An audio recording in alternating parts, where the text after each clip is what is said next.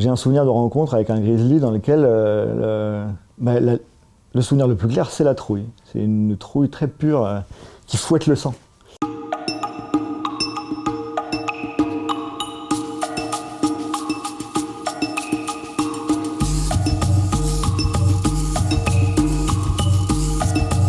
Le souvenir le plus marquant dans ces séquences de pistage, c'est peut-être la première fois que je suis tombé sur un loup. Je vois quelque chose qui monte sur moi à toute vitesse, et très silencieux, alors qu'autour il y avait tous les chiens de protection qui hurlaient.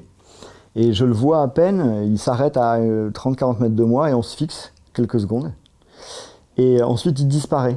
Et ce qui est drôle, c'est que ce qui me vient à l'esprit à ce moment-là, c'est on s'est rencontrés d'homme à homme, ce qui est parfaitement absurde. Et j'essaie de comprendre pourquoi j'ai eu ce sentiment-là. Et une des raisons, c'est parce que c'est vraiment rencontrer un animal sur son trajet propre. C'est-à-dire que c'est pas moi qui ai commandé la rencontre, j'ai plutôt l'impression que c'est lui qui m'a rencontré. La rencontre avec des animaux potentiellement mangeurs d'hommes, ça a un effet philosophique assez profond qui est que ça nous rappelle qu'on est aussi de la viande. Et en fait, ce qui m'intéresse dans cette affaire, c'est que je crois qu'on est une civilisation qui a essayé d'occulter le fait qu'on est aussi de la viande. Parce que c'est une manière de nous faire croire qu'on s'est extrait du vivant, qu'on s'est extrait des écosystèmes.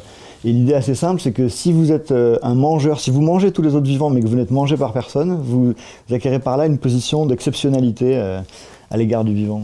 Les cultures qui ont un rapport moins psychotique avec ces animaux, qui acceptent de cohabiter avec eux, ça ne veut pas dire se laisser manger, hein, mais ça veut dire que ce ne soit pas un tabou, cette affaire d'être de la viande. C'est des sociétés qui, la plupart du temps, ont un rapport beaucoup plus horizontal, qui acceptent leur identité écologique.